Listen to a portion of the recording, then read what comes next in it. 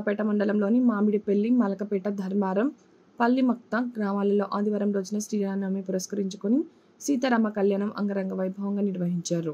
వేద పండితులతో మంత్రోచ్చరణలతో కళ్యాణం జరిపించారు. అలాగే స్వామి వాళ్లకు వడి బియ్యం సమర్పించారు. వచ్చిన భక్తులందరికీ అన్నదాన కార్యక్రమం నిర్వహించారు.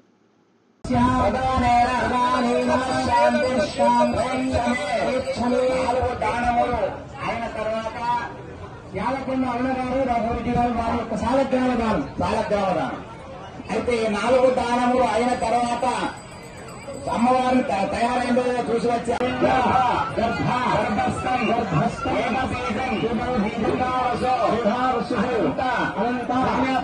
పుణ్యఫలదం శాంతి మనుష్యాంతి ఆ తర్వాత స్వామివారికి